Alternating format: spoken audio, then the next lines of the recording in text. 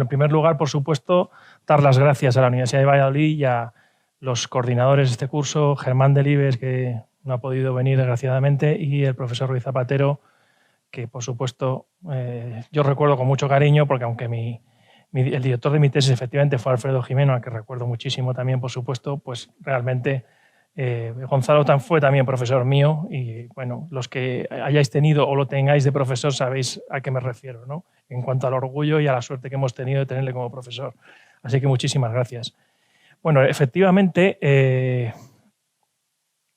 el objetivo de esta charla es, como ha indicado muy bien Gonzalo, el trazar o intentar trazar el asunto complejo, nunca mejor dicho, y espinoso de los orígenes de la jerarquización social en la península ibérica, es decir, el tercer y el segundo milenio antes de Cristo, a través de las evidencias funerarias, aunque hablaremos también de algún otro tipo de evidencias para contextualizar las evidencias funerarias.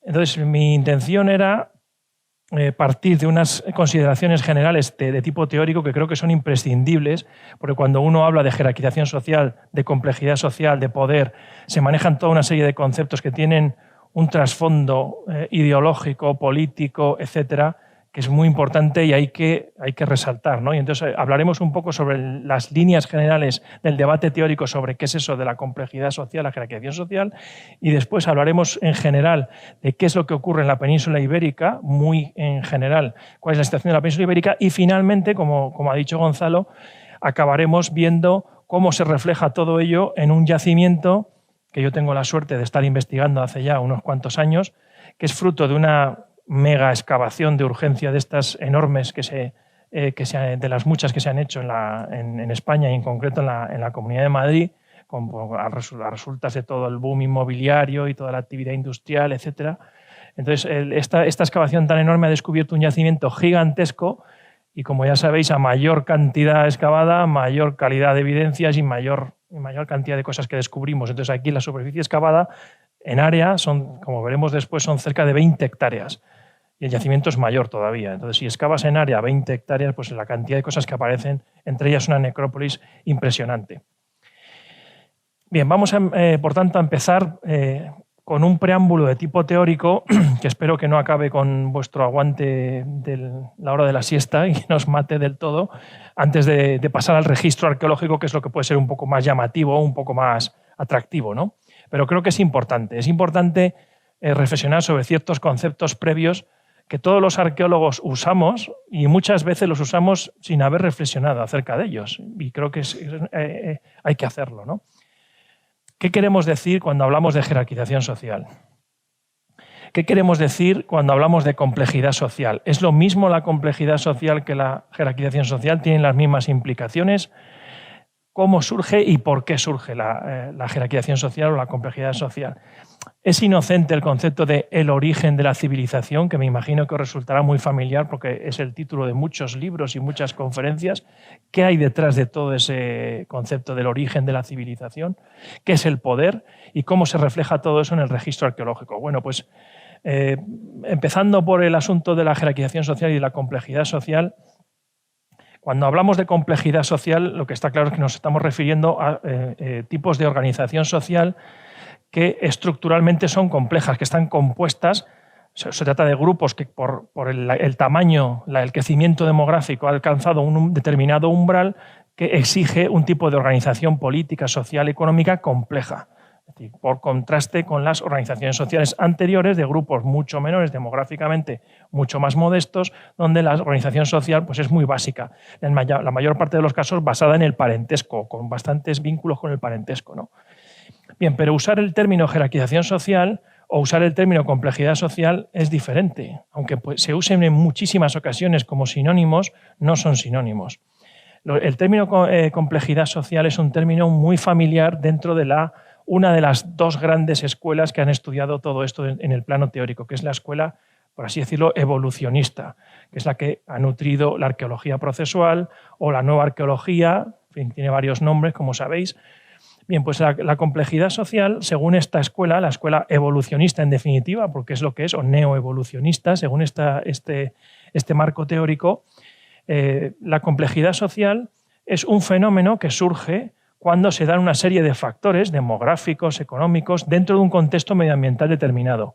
Siempre que se den esos factores y en un contexto medioambiental X, se va a producir la complejidad social. ¿Qué quiere decir eso? Que ese proceso se ha producido múltiples veces a lo largo de la historia de forma independiente y en múltiples lugares del planeta de forma independiente.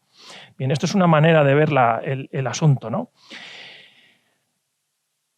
Bien, las causas de la complejidad social, por tanto, serían una combinación de factores demográficos y climáticos y un contexto ambiental determinado, que harían el surgimiento de la complejidad social, entre paréntesis, es decir, de la jerarquización social, que es a lo que nos estamos refiriendo, o la desigualdad social, lo harían inevitable en esas circunstancias. Es decir, siempre que se den esas circunstancias, al margen de lo que hagan los seres humanos o lo que sea su voluntad, al margen totalmente de su voluntad, ocurre, se da, ¿de acuerdo?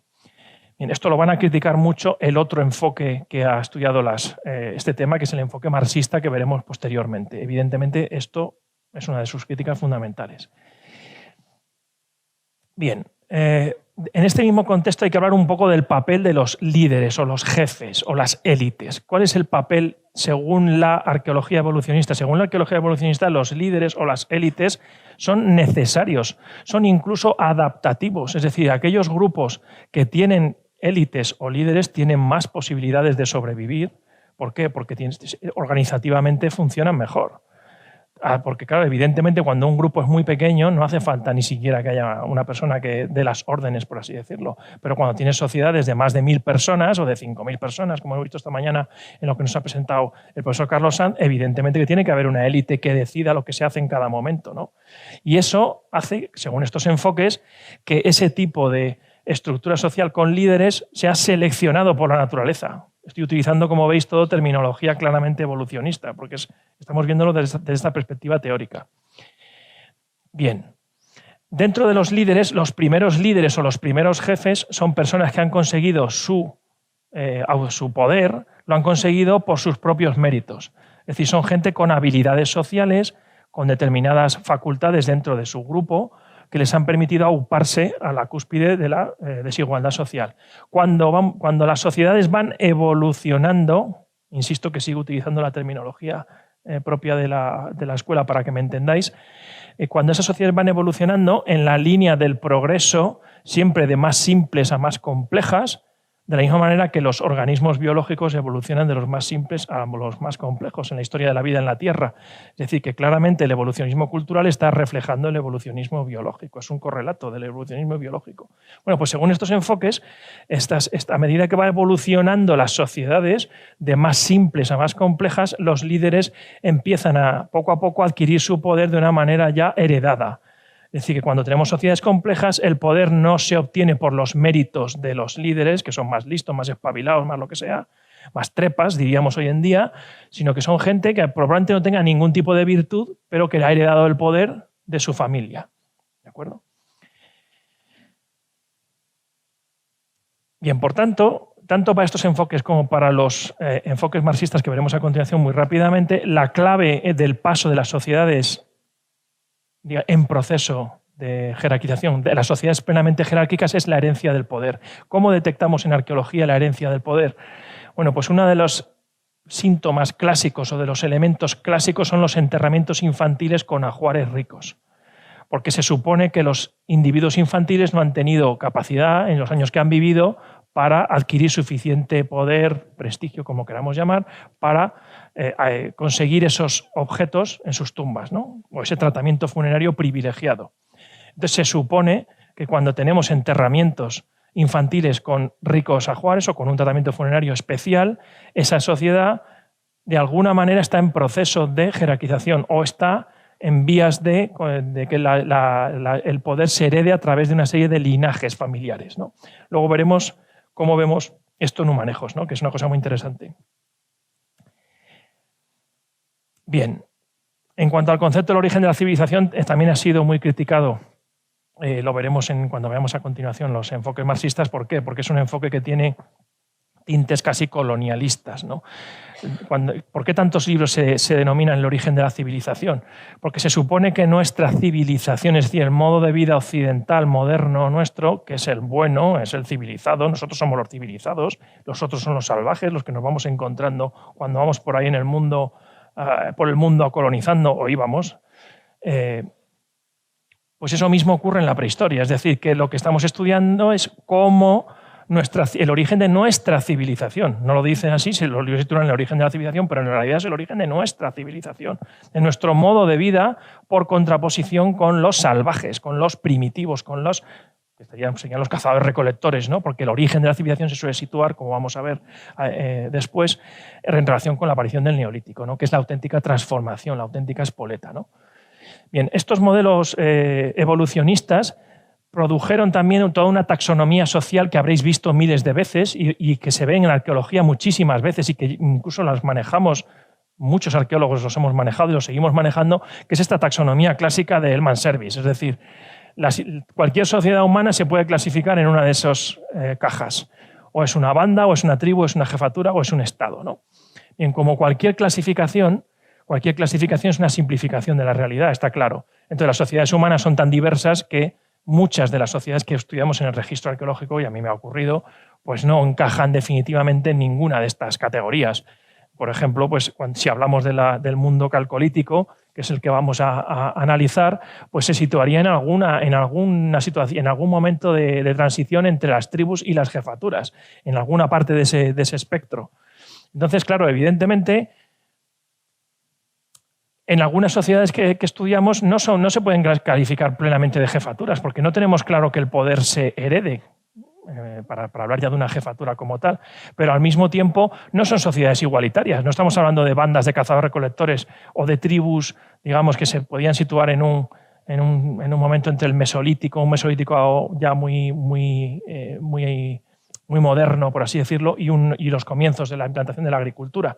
Entonces, evidentemente que esta clasificación tiene muchos defectos y tiene muchos problemas. Y de hecho se han introducido, como diríamos hoy en día, parches, ¿no? o reparaciones de esta clasificación, y hace años Brian Hayden introdujo el concepto de sociedades transigualitarias, o sociedades en transición entre las igualitarias y las jerárquicas, para describir toda una complejidad de sociedades, de modelos de organización social que no quedan reflejados en esta clasificación tan simplista, ¿no? Bien, la otra gran escuela que ha estudiado el tema de la jerarquización social es la escuela marxista. Y la escuela marxista, como podéis imaginar, ha criticado duramente toda la visión típica evolucionista, que es la que más éxito ha tenido en arqueología, por lo menos en nuestro campo, ¿no? Digamos, y en España en particular. Bien, pero en el caso de España, lo veremos más adelante, han surgido una serie de equipos de investigación para estudiar estos momentos del segundo y el tercer milenio, claramente marxistas y decididamente marxistas. No hay que olvidar que para cualquier investigador marxista el origen de la desigualdad social es un tema formidable. Es su tema, es lo que les interesa, ¿no? Bien, entonces, ¿qué es lo que hacen ellos? Pues critican esa asociación de...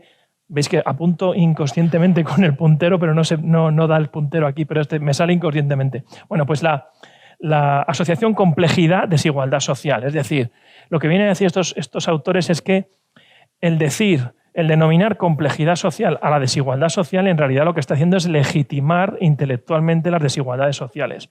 Porque tú lo que estás diciendo es que en la escala de la evolución de las sociedades, en la flecha del progreso, ¿no? Todos son conceptos que vienen de la Ilustración, como sabéis, que son los que hereda el evolucionismo, pues en la flecha del progreso, a más compleja es una sociedad, parece que está más avanzada.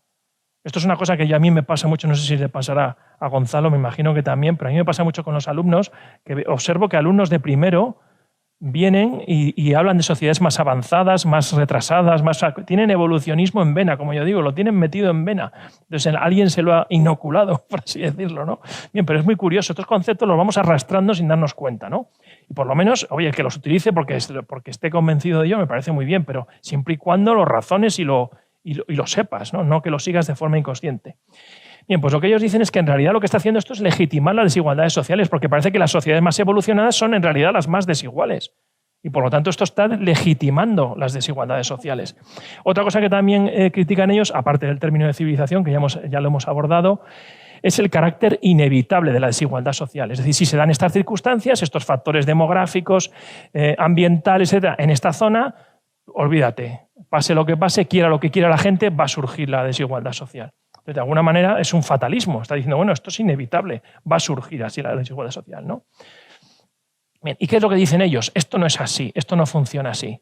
En realidad, la desigualdad social, la jerarquización social, no surge de forma inevitable, sino surge en determinadas coyunturas históricas muy particulares y ha surgido muy pocas veces. En lugar de lo que decían los arqueólogos evolucionistas, recordáis que os comentaba que la complejidad social había surgido en muchos lugares del mundo y en muchos puntos de la historia de forma independiente, ellos dicen que esto no es así. En realidad ha surgido en muy pocos sitios. Lo que pasa es que la desigualdad social, la jerarquización social, una vez que surge, ese tipo de estructuras son enormemente expansivas y se han tragado todas las sociedades que tenían alrededor. Y por eso da la apariencia, cuando uno ve el mundo, da la apariencia, y cuando consultas cualquier atlas, digamos, de organización social en el mundo, te das cuenta de que las organizaciones estatales son mayoritarias, porque se han tragado al resto de organizaciones sociales, de modelos de organización social. Entonces ellos lo que dicen es que, por tanto, la jerarquización social es evitable. No es inevitable, es evitable. Vamos a estudiar cuál es la coyuntura o las coyunturas particulares que han dado lugar a ella. ¿Para qué? Pues para intentar evitarlas en un futuro, ¿no? Ya sabéis la unidad de praxis y teoría que hay siempre en la investigación marxista, ¿no? O sea, no es una investigación puramente teórica, sino que tiene una deriva política clarísima. Bien, por supuesto, los jefes, bueno, también se podría criticar esto, por supuesto, es decir, porque en el fondo lo que ellos están diciendo es que el estado original de las sociedades humanas es el igualitario, por así decirlo. Es decir, que las sociedades humanas son por naturaleza igualitarias. Este es el concepto tan controvertido del comunismo primitivo, ¿no?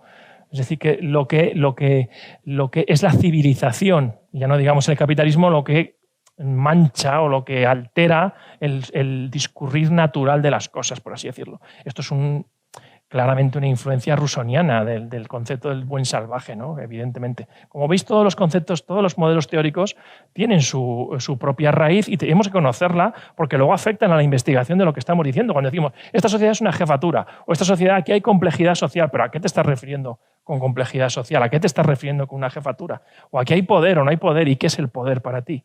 ¿Cómo se demuestra? Etcétera, ¿no? Bueno.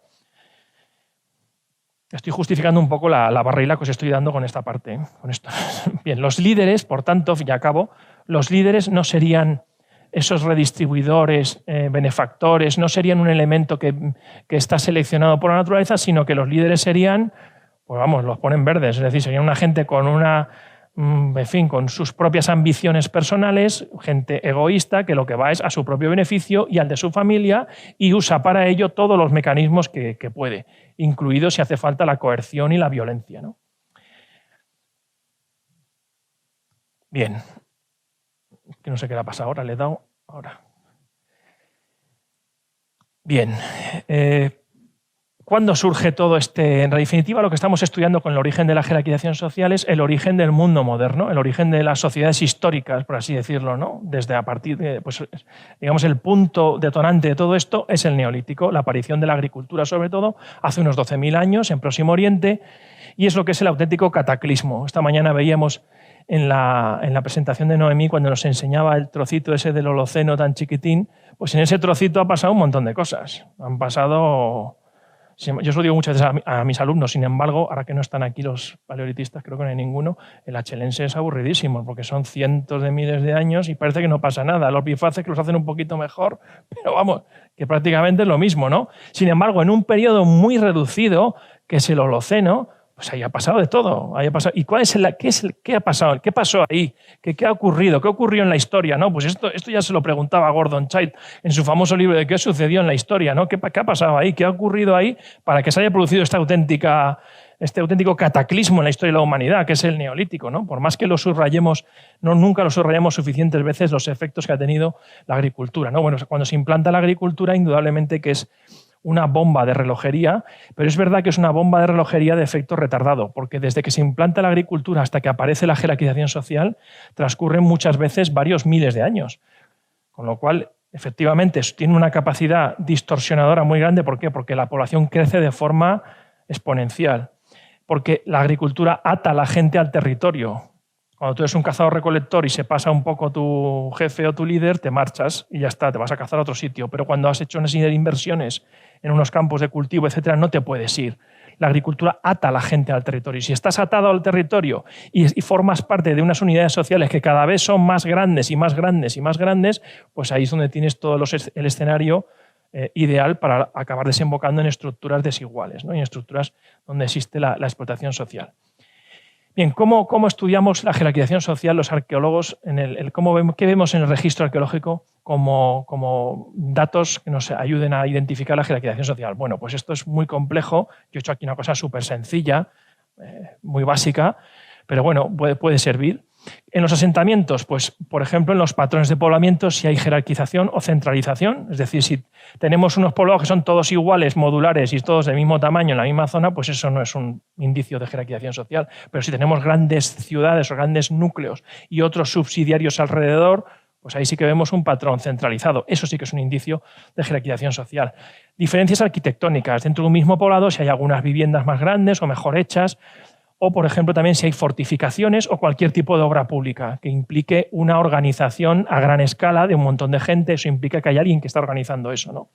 ¿Y cómo lo vemos en las tumbas? Pues esto es lo que vamos a ver hoy, ¿no? Y lo que estamos viendo, ya hemos visto en las presentaciones de otros colegas hoy, ¿no?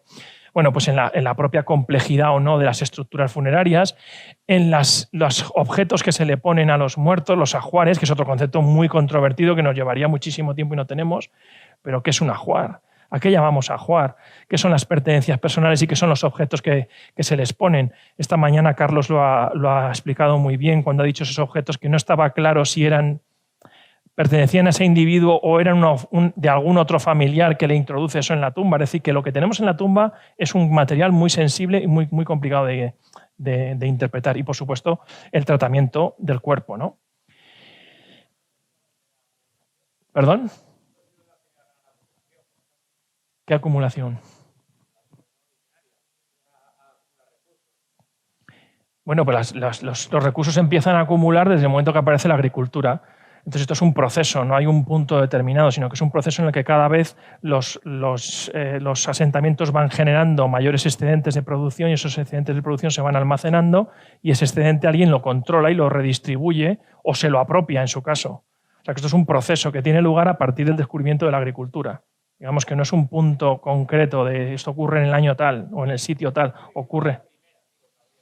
Pues en el momento en que la agricultura empieza a desarrollarse en Próximo Oriente, hace unos 12.000 años, pues a lo largo de ese periodo.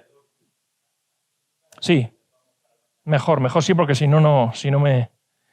Bien. Bueno, y ahora vuelvo un poco al principio, el título de la charla, el título que es un poco provocador de El poder y la muerte, ¿no? El poder y la muerte. ¿Qué tiene que ver el poder y la muerte? Bueno, pues, ¿qué es el poder, en primer lugar? Bueno, pues hay muchas definiciones de lo que es el poder. El poder, de alguna manera, podría ser la capacidad que tienen ciertas personas de transformar las acciones de los demás. Eso podría ser una definición.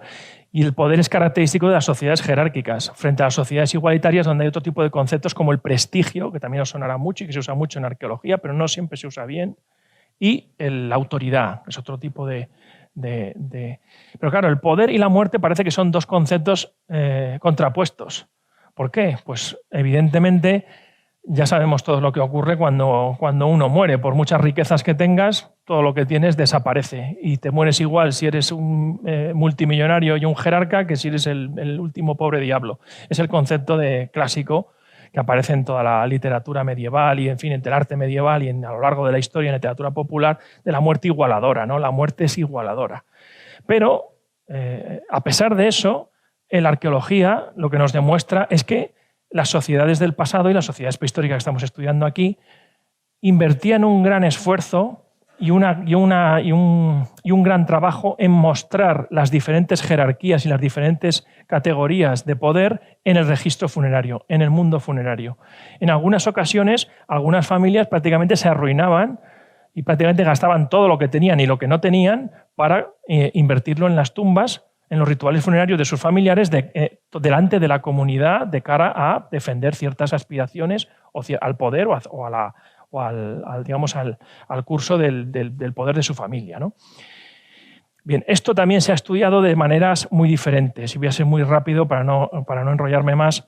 La arqueología procesualista, de alguna manera, identifica desigualdades sociales que se ven en las tumbas con desigualdades sociales en el mundo de los vivos. Es decir, el mundo de los muertos refleja como un espejo el mundo de los vivos. Y habréis visto un montón de trabajos donde se hacen una serie de clasificaciones en las tumbas tipo 1, tipo 2, según la riqueza. Incluso eso se traslada a diferentes categorías sociales, como si el mundo de los muertos fuera un espejo del mundo de los vivos. Bueno, pues esto ha habido toda una serie de investigadores que han demostrado, con diversas información etnográfica, histórica, etcétera, que esto no es tan fácil.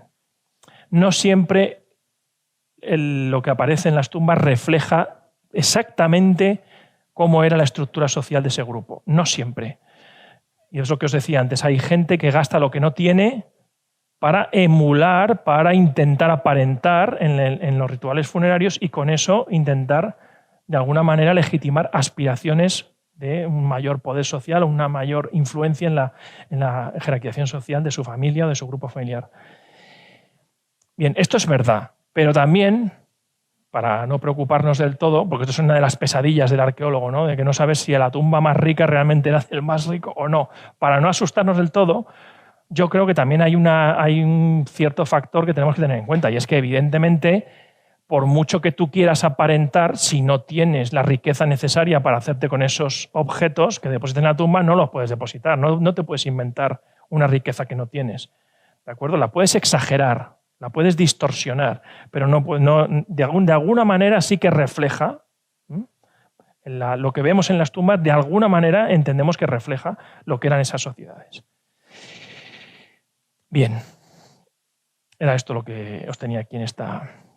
Bueno, entonces ahora lo que vamos a hacer es, una vez acabado el rollo teórico, pero creo que sí era importante situar estas cuestiones, vamos a ver muy rápidamente en el marco peninsular, antes de enseñaros lo que hemos descubierto en Humanejos, en el marco peninsular qué sucede en el segundo y el tercer milenio. Claro, suceden muchísimas cosas, esto nos daría para hablar horas. Entonces lo que he hecho yo aquí es un resumen que es, no es nada de lo que hay, ¿no? Pero bueno, por lo menos para tener un aperitivo, ¿no?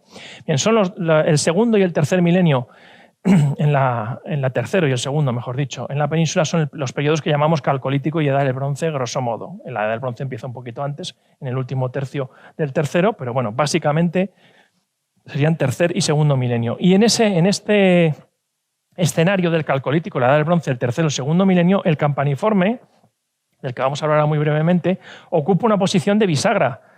Bisagra no solo cronológica, sino bisagra de tipo social también.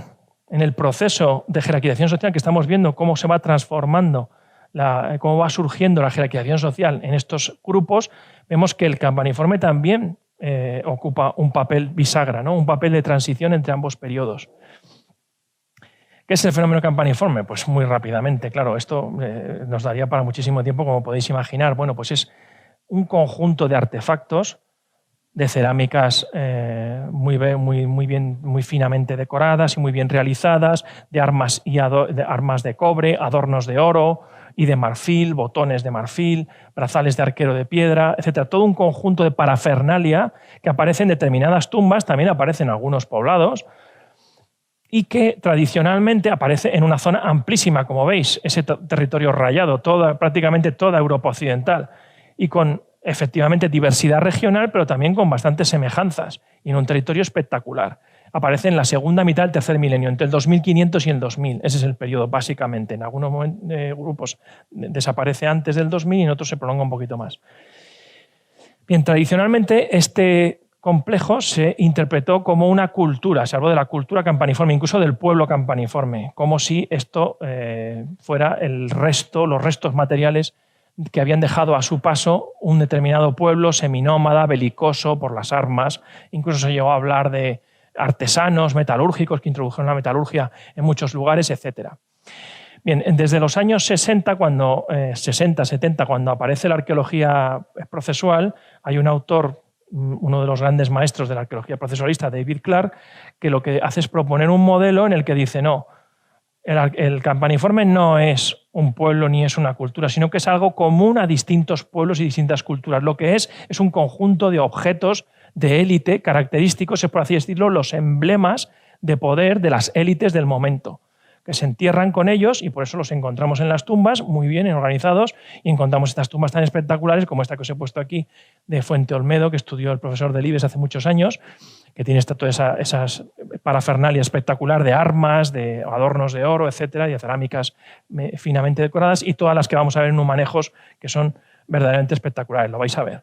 Bien, estábamos todos muy contentos con esa hipótesis de que el campaniforme es un complejo de tipo ritual, de tipo de las élites y demás, hasta que en el año 2018 y en el año 2019 aparecieron estos dos trabajos que lo que hicieron fue muestrear desde el punto de vista genético una buena cantidad de individuos de toda Europa y llegaron a unas conclusiones verdaderamente sorprendentes que nos han dejado a todos pasmados y que todavía estamos intentando encajarlas.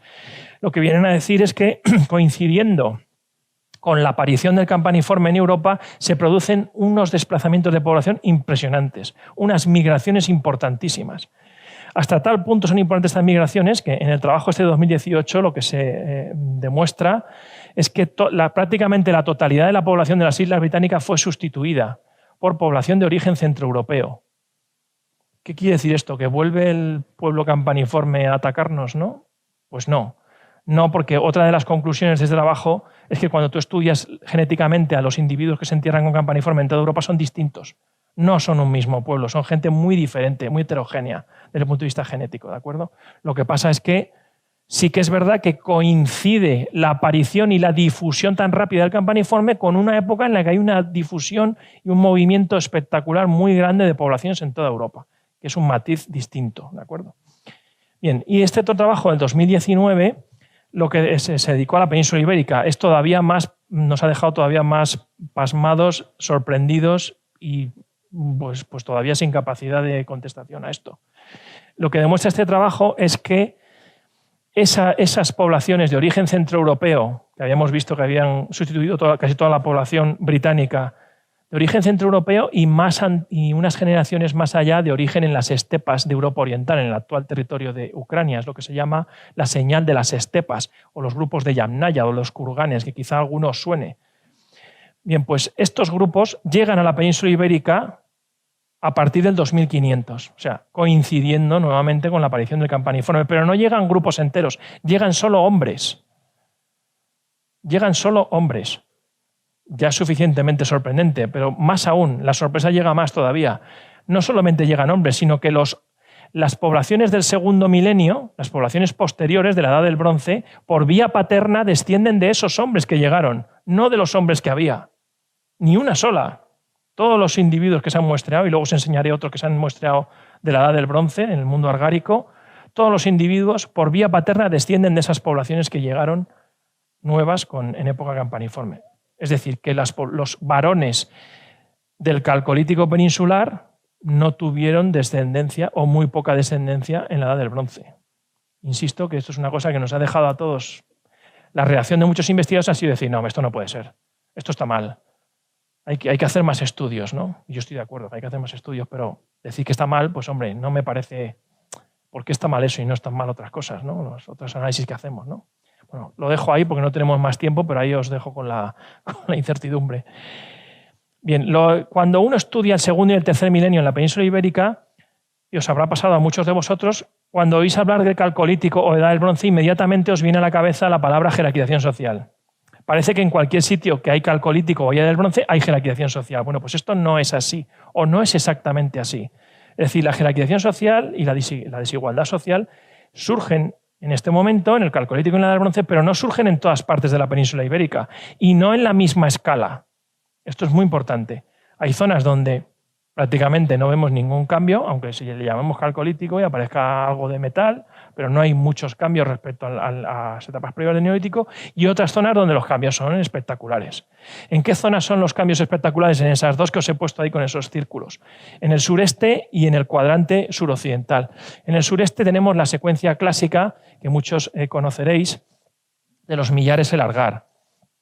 ¿De acuerdo? Los millares aparecen poblados fortificados, entre ellos el famosísimo de los millares, poblados que se supone que albergan poblaciones de más de 1000 personas, ¿de acuerdo? Poblaciones de más de 1000 personas, núcleos amurallados que por lo tanto nos están hablando de unas élites que consiguen concentrar en estos lugares gran cantidad de población durante varios siglos, ¿no? Este proceso desemboca en el segundo milenio en lo que llamamos el mundo del Argar o la cultura del Argar, que a su vez tiene una capacidad transformadora muy importante de su periferia. La aparición del bronce de la Edad de la Mancha, del bronce de la Mancha y el bronce valenciano, indudablemente que están vinculados con la aparición del Argar también. Entonces, esto produce un conjunto de transformaciones que tradicionalmente se leían así, se leían como la secuencia, se hablaba de la secuencia Millares-Argar. Según las últimas investigaciones de los últimos años, en concreto de un equipo de la Universidad Autónoma de Barcelona, que es el que está trabajando más sobre el Argar en los últimos años, ya veremos algunos de los descubrimientos más espectaculares. Según ellos, este proceso que empieza en el segundo milenio no tiene nada que ver con el mundo millarense. Es decir, es como otro proceso de jerarquización social que surge en este momento con otras referencias que, aunque no lo digan textualmente o no lo publiquen así textualmente, pero por muchos de los asuntos y de las cuestiones que ellos dicen, ahora veremos algunas, se remiten a todo el tema de los sistemas palaciales del Mediterráneo Oriental. Ellos ven ahí, de alguna manera, la inspiración. Y esto es un salto impresionante, y sobre todo los que ya llevamos un montón de años dedicados a estas cosas y hemos visto a los autores estos hablar, eran como el paradigma del indigenismo y en fin, verles decir estas cosas ahora a mí me deja ojiplático, ¿no? Cosas veredes, ¿no? O sea, los que ya tenemos unos años, al final acabas viendo unas cosas que no te imaginarías. Bien, ya os pasará. Bueno, pues yacimientos fundamentales que han transformado nuestra visión del mundo del Argar en los últimos años, investigados por este equipo de la Universidad Autónoma de Barcelona. Pues el gran poblado, la gran ciudadela, podemos hablar de una ciudad o de un núcleo protourbano de la Bastida.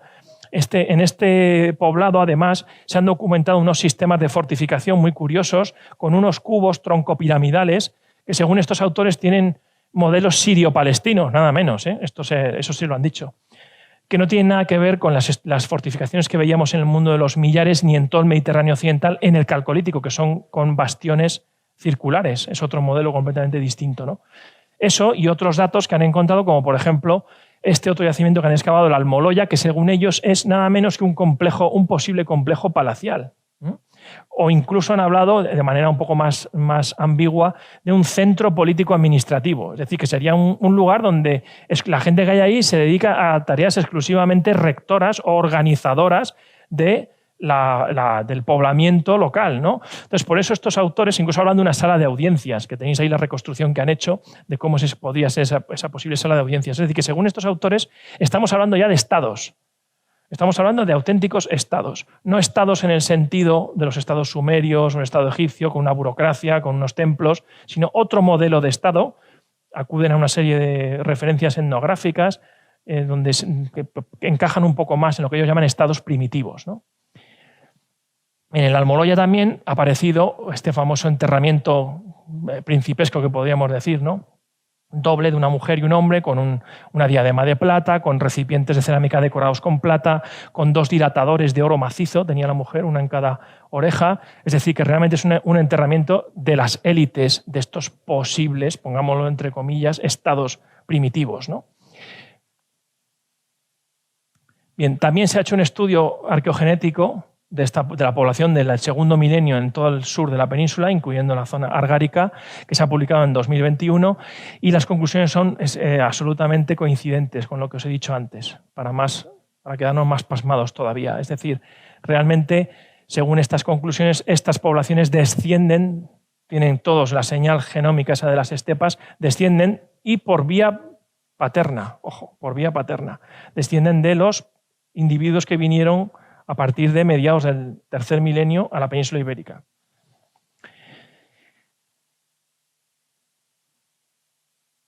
Bien, ¿qué ocurre en el cuadrante suroccidental? Recordáis que os puse dos zonas donde el proceso de jerarquización social es muy espectacular. Bueno, pues en el cuadrante suroccidental lo que ocurre es, también tenemos en el Calcolítico poblados amurallados, como Zambuyal, como Lecella, o por ejemplo en Extremadura el impresionante poblado de San Blas. También está muy mal conocido, muy poco publicado, pero lo poco que se ha publicado de San Blas deja a los millares en pañales, es decir, no tiene nada que ver. Es infinitamente más grande que los millares y más espectacular, también con murallas, con bastiones, con casas posiblemente de la élite, casas grandes, etc.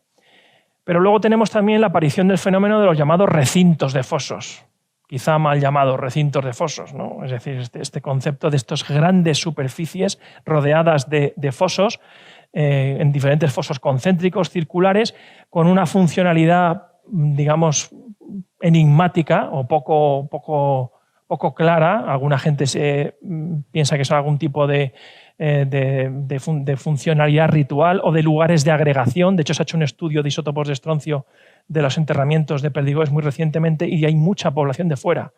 O sea que probablemente es un lugar de agregación, un lugar donde acude población muy variopinta.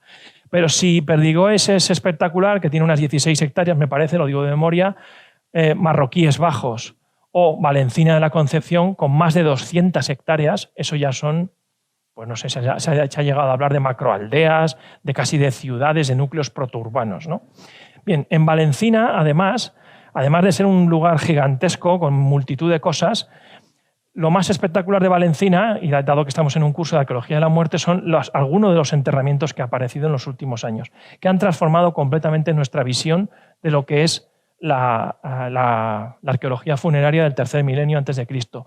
Han aparecido unas cosas que, si nos las dicen hace 10 años o 15 años o 20 años, no lo hubiéramos creído, hubiéramos dicho que era imposible. ¿Qué ha aparecido? Pues fijaros, en esta tumba, la estructura 10.042-10.049 del PP4 de Montelirio, tenemos un enterramiento de un varón joven que tiene un ajuar espectacular, con un montón de cosas, de recipientes de marfil, de un puñal de siles, de cerámicas, etc. Y luego tiene eso que veis ahí, que sí es lo que estáis viendo, es un colmillo de elefante. Es decir, que es un individuo que no solo se conformó, estamos hablando del tercer milenio antes de Cristo, estamos hablando del 2800, creo, 2700, esta tumba se data. En el 2800-2700 hubo un individuo que consiguió traer un colmillo de elefante de África, no ya unas cajitas o unos trocitos o unos adornitos de marfil, sino un colmillo. Esto ya siempre se lo digo a los alumnos, que esto es como un ejemplo de chulería enorme. Es decir, yo no solamente me traigo un sino pongo un colmillo ahí, no, ¿qué pasa? ¿Qué tontería es esta, no? Fuera miserias, ¿no? Bueno, pues este individuo tiene esta... Y es curioso porque este individuo se le han hecho los isótopos de estroncio, es local, y al estudiar su dentición y su esqueleto se han encontrado indicios de estrés, pasó algún tipo de episodios de estrés en su infancia. Eso Javier nos puede comentar más adelante si le parece, pero la interpretación de ese tipo de estructuras, si corresponden con un déficit alimentario o con una infecciones o otro tipo de cosas que pudo pasar a esa persona, no siempre hay que interpretar esas cosas como que esa gente comió poco en su infancia o tuvo un estrés alimentario. Si así fuera, estaríamos ante un hombre hecho a sí mismo, estaríamos ante uno de esos líderes que recordáis que os comentaba, de esos líderes que habían conseguido con sus propios méritos, sin venir de ninguna familia rica, o sea, habiendo pasado una infancia difícil, había llegado a la cúspide de la jerarquización social en esta comunidad, ¿no? O hay otra visión alternativa, y es que en realidad el estado de salud general de la población pues fuera toda una porquería y estuvieran todos pasándolo fatal, que no lo sé. Eso a lo mejor nos puedes comentar algo más adelante. Bien, esta tumba tenía en la capa superior un montón de ofrendas impresionantes, y entre ellas una pieza, esto que veis aquí, que es una pieza también alucinante, completamente alucinante, que inimaginable hace unos años, que es un puñal de cristal de roca que tiene el pomo y la vaina hechos de marfil. No os lo he dicho antes, pero hay un pomo de ámbar de la zona de Sicilia. O sea que este individuo conseguía traer marfil y un colmillo de elefante de África, marfil asiático, porque este individuo tiene marfil asiático también. ¿Veis ahí abajo que os he puesto marfil asiático? Este objeto que veis aquí, que también aparece en esa tumba, es de marfil asiático. Y también se trajo ámbar de Sicilia. Y el asunto del marfil os lo he puesto aquí muy rápidamente porque no es un caso aislado. Gracias al desarrollo de las investigaciones en los últimos años estamos identificando multitud de adornos que antiguamente se decían un botón de hueso, un no sé qué de hueso. No es hueso, son de marfil. Y son de marfil que viene tanto de África como de Asia, en el Calcolítico. Esto implica un nivel de jerarquización social muy notable, es decir, que estos líderes, estos personajes, estaban consiguiendo traer materias primas exóticas de distancias muy alejadas. Otro yacimiento espectacular, otra tumba espectacular de Montelirio, perdón, de Valencina, es el Zolos de Montelirio, que se ha publicado recientemente y que es esta barbaridad que vais a ver aquí, que es en una cámara han aparecido 20 individuos, de los cuales creo que están sexados solo 12 y son todo mujeres jóvenes. Mujeres jóvenes que además aparecen ataviadas con eso que veis ahí, que son unos trajes hechos con miles de cuentas de piedra, pero miles. Creo que no saben no tienen el número total todavía calculado. No ha conseguido que nadie les cuente la cantidad de cuentas que han aparecido en todos los enterramientos. ¿De acuerdo? Y además están en unas posturas muy raras. Los autores que han publicado esto de la Universidad de Sevilla y coordinados por el profesor García San Juan, que es un poco el que ha impulsado la investigación de este yacimiento, pues estas mujeres aparecen en unas posturas raras que hablan incluso de posibles danzantes o mujeres que están en posturas de danza, en unas posturas muy raras, con los brazos abiertos, las piernas también en posiciones extrañas. Por supuesto tienen también adornos de marfil y tienen adornos de ámbar. Y entre los miles de objetos que han aparecido en estas tumbas tan increíbles, en esta tumba de Montelirio, están estas dos peinetas de marfil, también otro objeto alucinante que realmente no nos podíamos imaginar que existía algo así en el tercer milenio en la península ibérica. Además, con esas representaciones que veis de suidos y de antropomorfos, también una iconografía muy curiosa, ¿no? Bien, ¿qué pasa en la meseta, en el interior peninsular, en este momento? ¿Hay este nivel de jerarquización social que hemos visto en el suroeste y en el suroeste? No. ¿Hay jerarquización social? Yo creo que sí, y lo vamos a ver en Humanejos. ¿Hay recintos de fosos? Sí, también hay recintos de fosos en la meseta. ¿Pero cómo son los recintos de fosos? Pues suelen ser pequeños, de 1 hectárea. Hay una excepción que es Camino de las Yeseras, este que os he puesto aquí, que tiene como unas 20 hectáreas, que podría ser algún tipo de lugar central, ¿no? Bien. Entonces, ahora os voy a hablar de Humanejos. ¿Por qué os hablo de Humanejos? Ya lo he comentado antes. Porque Humanejos es un yacimiento donde hemos encontrado una cantidad de tumbas tan espectacular del segundo y el tercer milenio que nos permiten hacer una lectura bastante interesante, como vais a ver ahora, de cuáles son los cambios sociales que se producen en este periodo en el interior peninsular, que como habéis visto no es una zona de las más espectaculares en comparación con otras que hemos visto anteriormente, ¿no? Humanejos se sitúa al sur de Parla, que está pues, como a unos 20 kilómetros al sur de Madrid más o menos. Es un lugar enormemente antropizado, es un lugar, como veis, llano, con suaves lomas, que tenía una vegetación pues, de carrascas, de encinas y demás, pero que ha desaparecido completamente, primero por la actividad agrícola, luego por la actividad ganadera y luego por la actividad industrial. Se han hecho muchas intervenciones en Humanejos, pero la intervención más espectacular, que se produjo como consecuencia de una excavación de urgencia, se produjo entre el año 2008 y 2012. Fue dirigida por Raúl Flores, que es codirector conmigo del proyecto de investigación. Tengo que mencionar también, por supuesto, a Ana Herrero, que es la que estudia los restos de antropología física, y a Rodrigo Paulos, que es el que me ayuda a estudiar las cerámicas, porque son el equipo que hemos formado en Humanejos y que estamos intentando sacar adelante este yacimiento tan impresionante que veis, como veis ahí. Se abrió en la excavación en área de urgencias, en esos años que os he comentado, se abrieron 20 hectáreas. 20 hectáreas. En 20 hectáreas se han encontrado 2.000 estructuras. De las 2.000 estructuras, unas 1.700 son del Calcolítico y la Edad del Bronce. 1.700 estructuras. De las cuales, de esas 1.700 estructuras, sí, lo podemos dejar ya, de esas 1.700 estructuras hemos encontrado 106 tumbas. Y de esas 106 tumbas, en esas 106 tumbas hemos recuperado 168 individuos. Es decir, que es una población relativamente importante para lo que estamos hablando, el segundo y el tercer milenio antes de Cristo. Estamos hablando de una etapa bastante antigua. Bien, gracias al apoyo que tuvimos de la Dirección General de Patrimonio de la Comunidad de Madrid, que sufragaron un muestreo de carbono 14 espectacular que pudimos hacer, datamos 70 tumbas por carbono 14. Y esas 70 tumbas datadas por carbono 14 nos sitúan la cronología del yacimiento entre el 3300 a.C.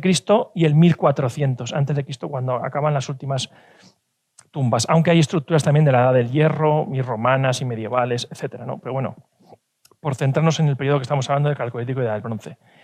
Bien, como veis ahí en el reparto de tumbas por periodos, veis que tenemos un porcentaje importante, un 29% de tumbas precampaniformes, un 29% de tumbas de la Edad del Bronce y un 5% de tumbas campaniformes y un 9%, perdón, al revés, un 9% de tumbas campaniformes y un 5% de tumbas contemporáneas del campaniforme, pero sin campaniforme. Y un 28% de tumbas que todavía no hemos podido datar. Bueno, se ve un poco mal, no sé si desde ahí lo veréis un poco mejor, pero ahora lo veo mal.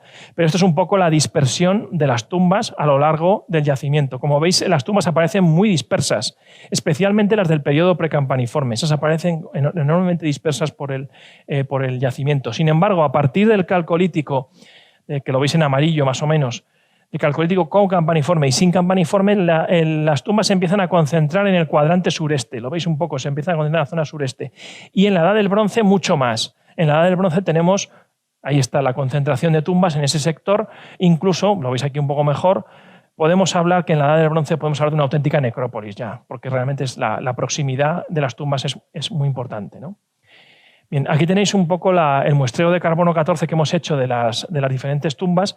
En el periodo precampaniforme se sitúa entre el 3300 y el 2500. Tenemos 31 sepulturas, 28 datadas por carbono 14 y las demás por ajuares funerarios. Tenemos un grupo de tumbas que se sitúan en el último tercio del cuarto milenio, o sea, entre el 3300 y el 3000 a.C. Y luego tenemos un buen grupo también de dataciones antiguas de comienzos del tercer milenio y luego un porcentaje muy importante de tumbas de los últimos siglos antes de la aparición del campaniforme, a partir del 2700, 2600, por ahí. En ese periodo es cuando aparece el metal en las tumbas. Esto es muy interesante, es decir, que aunque hablamos de tumbas calcolíticas, no tienen metal hasta el 2700. A partir del 2700 ya aparece el metal. Una de las cosas que nos ha permitido descubrir el carbono 14 son no solamente datar las tumbas campaniformes, que como yo siempre digo, cuando mando a datar una tumba campaniforme, siempre digo, sé lo que me va a dar, porque es una etapa donde el carbono, la curva de calibración es muy mala y aunque sea buena la muestra, te va a dar siempre el mismo periodo, pues 2500, 2400, 2300, 2200, dan todas igual. Pero lo interesante es que hemos encontrado tumbas sin campaniforme, pero contemporáneas del campaniforme. Es decir, que hemos encontrado, si las tumbas campaniformes son las tumbas de la élite, hemos encontrado las tumbas del resto de la población y las podemos comparar. Y podemos comparar incluso el estado de salud, como veremos después, de unos y otros, ¿no? Y finalmente, en la Edad del Bronce, hemos encontrado 31 sepulturas, 26 de ellas datadas por carbono 14. Tengo que deciros que estos números ya se han modificado porque a medida que vamos estudiando los diferentes sepulturas que están sin fechar, incluso a veces por el material que aparece en la fosa, estamos viendo que hay muchas tumbas que son de la Edad del Bronce o del Calcolítico, etc. Bien, vamos a ver un poco cómo son las tumbas del Calcolítico precampaniforme. Bueno, pues tenemos tumbas, todas ellas son en hoyos, hoyos simples, como ese que veis ahí. Y de forma interesante predominan de forma muy clara, como veis ahí, con un 64%, los depósitos primarios, los enterramientos primarios. Hay un 26% de enterramientos secundarios y un 10% de tumbas que muestran ambos, enterramientos primarios y secundarios. En los depósitos secundarios hay algunos muy interesantes, como estas dos que os voy a enseñar. Veis que son, en este caso, 6 cráneos infantiles, solamente los cráneos. Aparecen algunos otros huesos, es verdad que aparecen hay un espinazo ahí en conexión y algún hueso largo, pero la mayor parte de las piezas y de los materiales humanos que aparecen ahí son cráneos. 6 cráneos infantiles. Fijaos la fecha, 3300-3000. Es muy común en ese momento, a comienzos del Calcolítico, que aparezcan este tipo de enterramientos secundarios con restos de individuos infantiles. Y con esa pieza súper enigmática, que si alguien me puede decir qué es lo que es, se lo agradecería encarecidamente porque yo no tengo ni idea de lo que es. Es en barro cocido, parece es como está rota por la mitad más o menos, es como si fuera un molino de piedra, pero hecho de barro cocido, con un montón de improntas de cereal. Es una pieza muy enigmática que aparece en el círculo ese que veis ahí, tapando uno de los cráneos. Este es otro de los depósitos secundarios de humanejos, la tumba 35, que veis que está también datada en una cronología antigua, entre el 3000 y el 2900, tiene 5 cráneos, en este caso de adultos y un infantil. Y aparece, no sé si lo veis ahí en la parte superior derecha, aparece un esqueleto de un perro completo, ¿Veis aquí el cráneo, las patas dobladas? Es un perro completo depositado con los restos en posición secundaria del enterramiento de esta tumba. Aparecen, por supuesto, tumbas individuales, como esa que veis ahí. En este caso, esta tumba tiene solo un punzón de hueso. Esta es una tumba extraordinariamente pobre para otras que vamos a ver. Esto es un pequeño punzón de hueso. Pero también aparecen tumbas dobles, como esa que veis ahí, que no tiene ningún tipo de ajuare y que aparecen los individuos que parece que los han arrojado a la fosa. Y luego aparecen, por supuesto, tumbas múltiples. Sí. Aparecen... por cierto, no tengo... Perdón, voy a coger el móvil para saber la hora, porque no tengo el reloj.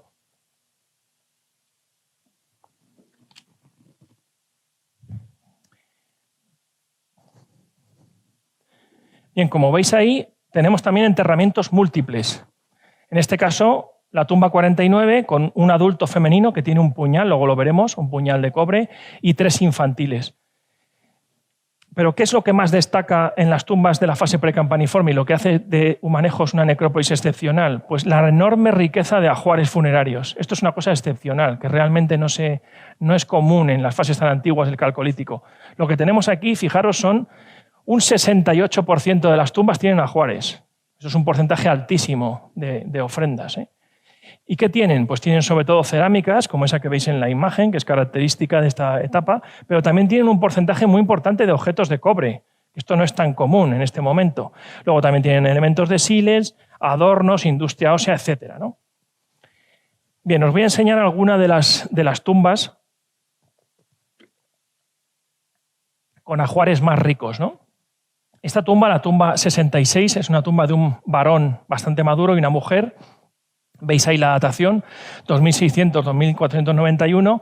Aparecieron 4 cerámicas y aparecieron estas piezas de cobre. Un cuchillo de hoja curva, también muy curioso, con una morfología muy curiosa, una chaplana muy normal, un puñal con una lengüeta insinuada, que esto es una pieza que ya está anticipando los modelos campaniformes. Y fijaros esta pieza tan excepcional, un escoplo con su mango en asta, conservado. No sé si veis ahí dónde apareció. ¿Veis ahí? Junto al hacha, a los pies del hombre, del varón. Y ahí tenéis el puñal. Y esta es una de las tumbas más espectaculares, más ricas, pero tenemos otras. Fijaos, la tumba 49, donde se encontraron, creo recordar que son como 10 recipientes cerámicos, cuentas de variscita de la zona zamorana. Nuevamente tenemos elementos hechos exóticos que vienen a través de las redes de intercambios. Es decir, tenemos cuentas hechas de una materia prima especial, esa roca de color verde que es la variscita, y que aparecen, que proceden de la zona zamorana. Y como veis, un puñal de lengüeta también con una lengüeta insinuada que anticipa modelos campaniformes. Y un punzón, como veis ahí, un punzón de cobre en el otro extremo. Esta es otra de las tumbas con ajuares muy ricos. En este caso aparecieron 12 recipientes cerámicos y varias cuentas de variscita junto a 11 recipientes cerámicos y 4 cuentas de variscita junto a 8 individuos infantiles. ¿De acuerdo? 8 individuos infantiles. Bien, se me ha olvidado con las prisas contaros muy brevemente, por lo que es la vara que os he dado antes con las tumbas infantiles, este enterramiento, este niño tan chiquitín que veis aquí, tiene un punzón de cobre, tiene varias cuentas de variscita de la zona zamorana y tiene varias cerámicas colocadas con él.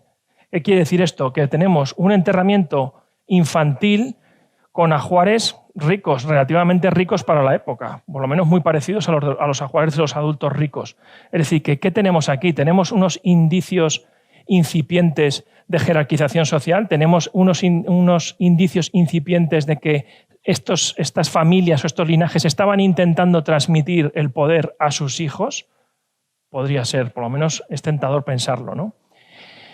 Y junto a esas tumbas muy ricas tenemos otras tumbas un poco más modestas, ¿no? Con ajuares no tan espectaculares. Tenemos esta tumba individual con esa botella cerámica tan curiosa, con 2 láminas de siles y una azuela, y como veis también una datación bastante antigua del 2891-2701. Y luego tenemos esta otra de 3 adultos masculinos donde no aparecen cerámicas, pero aparecen 2 puntas de flecha y este magnífico puñal de siles que veis aquí, que lo recordáis por la portada de la presentación, cuando os puse al principio la portada de la presentación, bueno, pues se vincula con ese individuo varón masculino, ¿no? Bien, además han aparecido ofrendas de fauna, además del perro ese que os enseñé antes, han aparecido otras ofrendas de fauna como de ovicápridos y otras piezas en conexión anatómica que indican efectivamente que la fauna se depositaba en los enterramientos de este momento. Bien, por tanto, en resumen, vemos que en el calcolítico precampaniforme estamos viendo que hay una gran desigualdad en las tumbas. Hay tumbas que no tienen ningún tipo de ajuar, hay tumbas que tienen un punzón de hueso y hay tumbas que tienen una parafernalia enorme de elementos metálicos, de cuentas de variscita, de elementos exóticos, por tanto, que vienen a través de los intercambios, etc. Es decir, que yo creo que es bastante razonable pensar que en el periodo precampaniforme en Humanejos tenemos indicios de una cierta jerarquización social que se está plasmando en el discurso funerario. Bien, pero estos indicios van a experimentar un desarrollo espectacular, como vais a ver ahora, en la fase campaniforme. En la fase campaniforme los ajuares se multiplican de una manera espectacular en cantidad y en calidad. Pero no solo los ajuares, sino que también las propias estructuras funerarias son más complejas, son más diversas y más complejas. No hay un tipo de tumba campaniforme, sino que las tumbas campaniformes son muy diversas estructuralmente y muy complejas. Por supuesto que hay fosas simples, como las que hemos visto antes, pero también hay fosas un poco más complejas, como esta de la tumba 3, que es una tumba femenina, donde aparece individual, donde aparece esta estructura, este vestíbulo o antecámara, antes de la cámara, o por ejemplo hay algunas estructuras que sabemos que estuvieron abiertas, porque tienen esos agujeros de poste que veis en la parte frontal de la antecámara que nos indican que esa estructura estuvo abierta durante un tiempo hasta que finalmente se selló y se cubrió. Tenemos también tumbas tipo pozo, como esta tan espectacular, de 3 metros de profundidad, con una escalera hecha con bloques de sílex. Luego tenemos estructuras originales también muy atípicas que nunca habíamos documentado en el campaniforme peninsular, como esta estructura de piedra, también con agujeros de poste, con lo cual también sabemos que estuvo abierta un tiempo. Y luego tenemos auténticos hipogeos, que estos sí se han documentado en otros yacimientos, hipogeos también con sus escaleras de acceso y que, como veis ahí, finalmente fueron sellados, cubiertos con bloques de piedra, ¿no? Condenados. Bien, todas las tumbas campaniformes son primarias o primarias alteradas, es decir, tenemos tumbas primarias como esta, la tumba 4, que luego veremos con el ajuar que tiene tan impresionante, y luego esta tumba doble, donde tenemos un individuo en posición primaria, un varón, que al introducirse desplazó los restos de esta mujer, que también está en posición primaria, se descompuso allí porque tiene todo el esqueleto completo, pero está, digamos que, empujada hacia el fondo, ¿no? La mitad de las tumbas son individuales, pero por supuesto que tenemos tumbas dobles, y por supuesto que tenemos también una tumba múltiple con 5 individuos, 3 individuos en la cámara inferior, recordáis esta que tenía los 2 agujeros de poste, 3 individuos que son 2 adultos de sexo indeterminado y un adolescente que por ADN sabemos que era un varón, y luego en la parte de arriba, en una cota superior, tenemos 2 individuos que están en posición primaria pero completamente removidos en relación con una punta palmela, y estos 2 individuos son, por ADN sabemos que son tienen parentesco, son familiares y tienen señal de las estepas, los 3, el adolescente y los dos individuos de la parte de arriba. Bueno, pues fijaros en el gráfico este. Fijaros los ajuares en el calcolítico precampaniforme y fijaros los ajuares en el calcolítico campaniforme y fijaros lo que ocurre después. Claramente, este gráfico nos podría ilustrar bastante bien cómo es el proceso de jerarquización social que se documenta en Humanejos en este momento. Es decir, se documenta un proceso de creciente jerarquización en función de la gran cantidad de ajuares funerarios y calidad, como vamos a ver ahora, que arranca en época precampaniforme, alcanza su cenit en la fase campaniforme y después prácticamente desaparece. Bien, aquí vamos a ver la gran desigualdad, a su vez, dentro de las tumbas campaniformes, que se supone que son las tumbas de la élite, pues hay élites y élites. Las hay con mayor riqueza y menor riqueza. En este caso tenéis un enterramiento femenino, como veis ahí, la datación, campaniforme normal, con el trío cerámico, un punzón de cobre. El punzón es muy típico, se asocia de forma muy típica con las mujeres, y cuentas de marfil. Sin embargo, tenemos otra mujer, ¿de acuerdo?, en un enterramiento también individual, pero con un ajuar increíblemente más rico. Tiene estas 2 cerámicas decoradas, pero luego tiene punzón, ¿de acuerdo?, pieza que se supone en toda Europa que es una pieza femenina, entre comillas, pero luego veis que tiene un puñal, tiene un cuchillo. Esta mañana salió el asunto de las armas con las mujeres, lo comentó Carlos, cuando aparece un arma con un enterramiento femenino siempre es algo incómodo de interpretar, ¿no?, porque realmente, en fin, yo lo dejo ahí. Pero esta mujer, además de ese ajuar que veis ahí, tiene un conjunto espectacular de adornos. Eso sí es muy característico de las tumbas femeninas. Los mayores conjuntos de adornos aparecen en las tumbas femeninas. ¿Qué es lo que tiene? Pues mirad, ese tipo de adornos en las tumbas campaniformes normalmente no aparecen nunca in situ. Aparecen siempre cuando está escribando el sedimento y hay una cuenta, hay un no sé qué.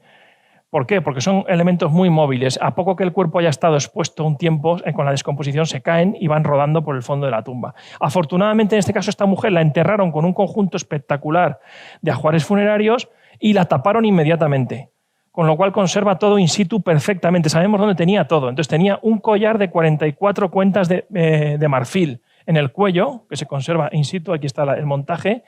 Tiene 15 chapitas de oro, que aparecieron colocadas de forma vertical sobre el rostro, por eso pensamos, son unos tubitos, son unas chapitas dobladas formando un tubito. Pensamos que iban decorando el cabello de esta mujer, podría ser.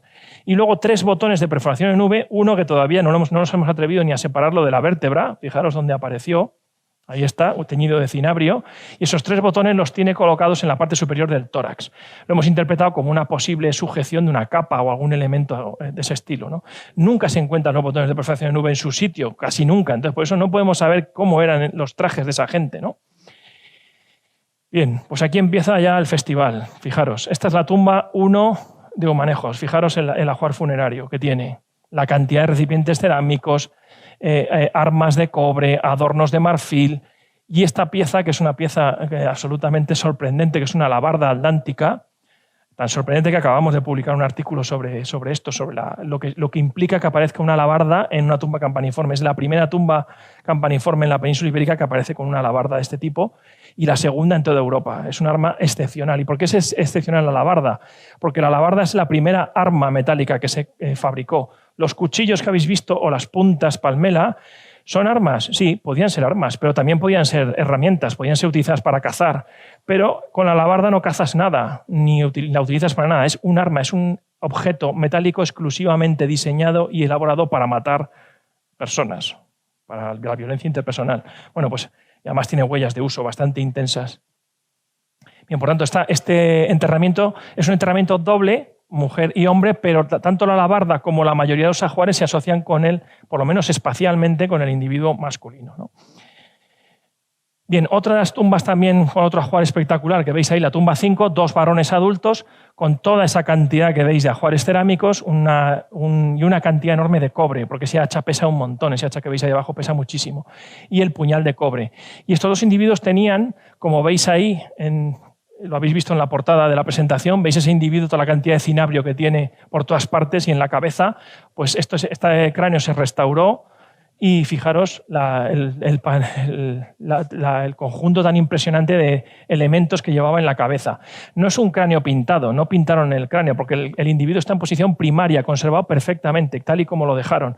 Es decir, que llevaba algún tipo de gorro en materia orgánica que con la descomposición desapareció, pero que estaba decorado con esas bandas de cinabrio que luego, cuando desapareció el elemento orgánico, quedaron adheridas el cinabrio al cráneo, ¿no? Fijaros, otra tumba. Fijaros la diferencia con la fase anterior. La tumba 7, la tumba múltiple. Fijaros la cantidad de ajuares. Lo he hecho a propósito esto. He montado estas láminas así a propósito en esta presentación, que nunca la había montado así, para que veáis son apabullantes. Yo lo he hecho un poco también en homenaje a las láminas de los Leisner. No sé si recordáis algunas láminas estas de los libros clásicos de prehistoria, donde salen que prácticamente se salen las piezas de los marcos, ¿no? Bueno, pues es un poco para como en plan abusón, o sea, para fijaros la riqueza que tienen estos enterramientos, ¿no? Bueno, la tumba esta que os había comentado antes, la tumba de tipo pozo, esta tiene el interés de que apareció destruida de forma intencional. Tanto los ajuares como los restos humanos aparecieron machacados, destruidos en fragmentos en época campaniforme. Es decir, que fue, en mi opinión, o vamos, una posible interpretación de esto es que es una damnatio memoria, es una especie de destrucción intencionada de la tumba de otro líder, quizá por la familia o por el líder que viene después, que de alguna manera quiere borrar su huella, porque insisto que la tumba está destruida en época campaniforme. Y ahí ha aparecido, fijaros, esa pieza tan impresionante que es una copa, la primera copa campaniforme completa que aparece en todo el interior peninsular, y de las poquitas que hay en la península. Hay algunas en Portugal, pero son poquísimas piezas. ni que deciros, os digo que habría muchos museos del mundo que matarían por tener 2 piezas de estas. Y fijaros, todo esto que os estoy enseñando de un mismo yacimiento. Es una barbaridad. Bueno, estas 2 tumbas, ¿por qué os las saco? Porque son 2 tumbas infantiles. Voy otra vez al mismo asunto. Son 2 tumbas infantiles, 2 niños de corta edad, que primero les dejan ser enterrados ellos solos, sin compañía de otros adultos, y en segundo lugar les colocan estos ajuares que veis ahí, en el de la derecha un vasito 100 pozuelos y un cuenco liso, y en el de la izquierda un vasito 100 pozuelos y un brazal de arquero, que lo que hacen es recortarlo. Cogen un brazal de arquero grande, lo recortan, lo parten y lo transforman para hacerlo pequeñito, lo miniaturizan. Y las cerámicas también están miniaturizadas. Las cerámicas son mucho más pequeñas que las de los adultos. Es decir, que son ajuares infantiles totalmente. Están hechos para simbolizar la identidad de esos niños, ¿no? De esos individuos infantiles. Bien. No tienen metal, porque no tienen metal todavía, pero ya veis que tienen unos ajuares que podemos considerar pues, especiales o que, digamos, que de alguna manera destacan a estos individuos. ¿Quiere decir esto que estos individuos habían heredado el poder y por tanto estamos hablando ya de sociedades jerárquicas, plenamente jerárquicas? ¿Recordáis lo que habíamos discutido al principio? ¿Quiere decir eso? Bueno, pues no lo sabemos, pero afortunadamente tenemos la herramienta de la genética. Tenemos ADN de varios de las tumbas campaniformes y os puedo decir que de las tumbas campaniformes que hemos sondeado con ADN, ninguno es familia de ninguno. ¿Qué quiere decir eso? Que cada tumba es de un linaje distinto. Es decir, que mucha herencia del poder no habría, porque evidentemente cada nueva generación que en teoría llega al liderazgo y se pone en las tumbas en cuestión, no tiene vínculos de parentesco con las demás. O sea que eso es un dato interesante. Es decir, que si había herencia de estatus, fue una herencia inestable o fracasada en parte. Eso también es muy interesante, yo creo, para considerar qué tipo de sociedad es la que refleja el mundo campaniforme. Yo creo que refleja una sociedad en transformación, una sociedad con indicios de jerarquización, pero que no ha llegado a cuajar plenamente en estructuras plenamente jerárquicas. Está a ese medio camino que os comentaba antes, ¿no? Bien, en general, como habéis visto, hay un predominio de adultos sobre individuos, sobre infantiles, perdón, en la fase campaniforme. Hay un predominio de varones sobre mujeres, pero hay enterramientos de mujeres muy ricos, lo habéis visto, incluso con armas, como en el caso de la tumba 4. Y en general sí que se observa una concentración del metal con los hombres, y en especial de las armas con los hombres, con la excepción del puñal de la tumba 4. Tanto es así que el 89% del metal de la necrópolis se relaciona con 2 tumbas.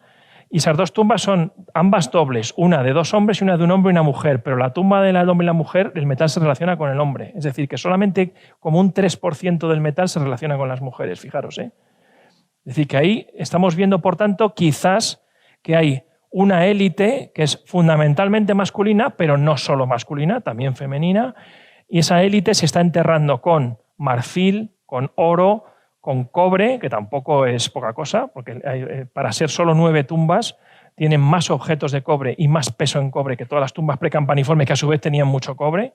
Es decir, que estamos viendo de alguna manera los indicios iniciales de un proceso de jerarquización social, ¿no? Por simplificarlo rápidamente y porque no quiero consumir más tiempo. Bien, sí que quiero hablaros un poquito, muy rápidamente, sobre las tumbas contemporáneas del campaniforme y las tumbas de la Edad del Bronce, pero muy rápido, ya lo acabo brevemente.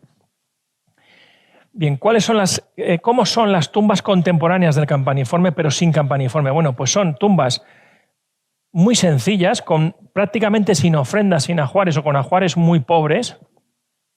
Y además, fijaros, eso es muy interesante, manifiestan muchísimas más patologías que los individuos enterrados con el campaniforme. Ese es un dato muy interesante y muy relevante, en mi opinión. Es decir, que probablemente el estado de salud de estas poblaciones, de estos individuos que eran el resto de la población, no las élites que se entierran en las tumbas campaniformes, sino el resto de la población, pues parece ser que su estado de salud era sensiblemente peor al de los individuos que se enterraban con campaniforme. Bien, ¿y qué ocurre en la Edad del Bronce? Ya con esto acabo. Bien, pues en la Edad del Bronce tenemos que todas las tumbas son hoyos simples. Nuevamente volvemos a la sencillez estructural de las tumbas, de diferentes tamaños, de diferente profundidad. También aparecen ocasionalmente epízoi, enterramientos en epízoi, que ya sabéis que esto aparece en el mundo argárico y en varios grupos de la Edad del Bronce peninsular. Es característico, pues tenemos enterramientos en pizos, tanto de adultos como de infantiles. 3/4 partes de las tumbas son en posición primaria, el 19% secundarias y por último el 7% con ambos tipos de tratamiento.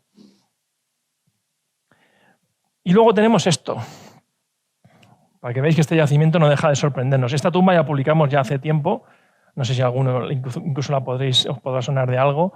Es una exposición de un cadáver. No tengo mucho tiempo para detenerme en ella, pero me gustaría porque es muy interesante. Pero es una tumba de la Edad del Bronce, como veis la datación 1772-1664, y es un enterramiento que sabemos que se enterró, como en el dibujo que veis ahí, el individuo sentado. Incluso la estructura se realizó para que acomodara los pies, tienen los pies, las plantas de los pies sobre el suelo, tiene las tibias y el peroné verticales, la columna vertebral vertical, las costillas muy bien conservadas, por eso sabemos que estuvo cubierto por sedimento, porque si no, no se conservan las costillas ni la columna vertebral así de bien, así de verticales, entre comillas, ¿no? Sin embargo, la parte superior, fijaros, está totalmente en posición secundaria.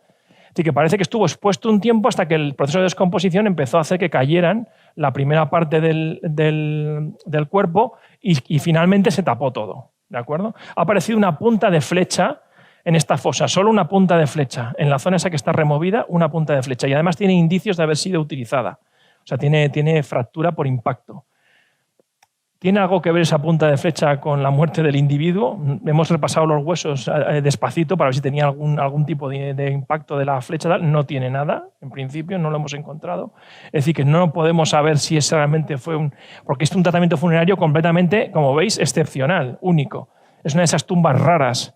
Se han escrito varios libros sobre esto de las tumbas raras en la prehistoria, ¿no? Porque hay de estas tumbas atípicas que nadie sabe si es algún tipo de ejecución, de condena. Os digo otro dato interesante. Este individuo tiene los isótopos de nitrógeno bajísimos. Es el más bajo de toda la necrópolis. Es decir, que tuvo una dieta mucho peor que el resto de los individuos de todas las fases de la necrópolis, ¿no? Bueno, ahí lo dejo, no puedo detenerme más. Bien, 3/4 partes de las tumbas son individuales. Esto es importante. Hay una individualización muy clara de las tumbas en la Edad del Bronce, pero también tenemos tumbas dobles y tumbas múltiples, como esta, fijaros, con 4 infantiles. Bien, y una de las características que tiene, ya es la última pantalla, os lo prometo, una de las características que tienen estas tumbas es que no tienen ningún tipo de ajuar, no tienen ajuares. ¿Y esto es algo excepcional de Humanejos? No, esto es algo muy frecuente en las tumbas de la Edad del Bronce en el interior peninsular. Entonces, ¿cómo podemos interpretar esto? Pues esta sencillez que además hemos visto estructural y esta aparente pobreza del registro arqueológico. Incluso algún autor ha llegado a hablar del desierto de la Edad del Bronce en la meseta, como un auténtico desierto arqueológico. O sea, parece que las sociedades han vuelto a etapas igualitarias, ¿no? De alguna manera. Pero, ¿y si el registro arqueológico nos dice algo más? Y os voy a dejar con eso. ¿Qué son esto? Las espadas. Esta es la espada de Guadalajara. Muchos la conoceréis, que está en el Museo Arqueológico Nacional. Muchos me podréis decir, bueno, claro, dice la espada de Guadalajara, pero vaya usted a saber de dónde es esa espada, porque claro, es una pieza muy antigua, de acuerdo. Olvidémonos de la espada de Guadalajara, pero tenemos muchas espadas. La de la Perla, Villaviudas. Es decir, tenemos una serie de espadas en diferentes puntos de la meseta y esas espadas, ¿qué pintan en la meseta? Evidentemente que eso es armamento de la élite, como pasa en el mundo argárico y en otros grupos de la Edad del Bronce. ¿Dónde están las tumbas de esa élite? ¿Por qué no las hemos encontrado? ¿Había realmente esa igualdad social? ¿O realmente tenemos con este indicio de las espadas tenemos que buscar o suponer que en algún momento del segundo milenio en el interior peninsular también hubo enterramientos espectaculares de élite que no hemos encontrado o los hemos encontrado ya totalmente violados y con la espada fuera, ¿no? Como pasó con las alabardas, ¿no? Antes de que se encontraran Humanejos? Bueno, pues evidentemente que es un tema que no podemos resolver en esta charla, pero bueno, os lo dejo ahí y yo creo que muchas veces en arqueología hay que ver un poquito más allá de lo que el registro arqueológico parece que nos advierte, ¿no? Muchas gracias.